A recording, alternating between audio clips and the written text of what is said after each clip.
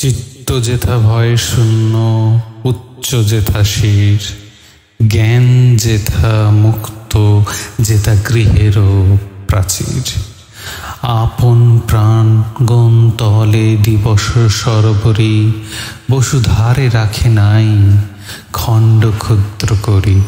যেথা বাক্য হৃদয়ের উৎসমুখ হতে উচ্ছ্বসিয়া ওঠে, যেথা নির্বারিত স্রোতে দেশে দেশে দিশে দিশে কর্মধারা ধায়।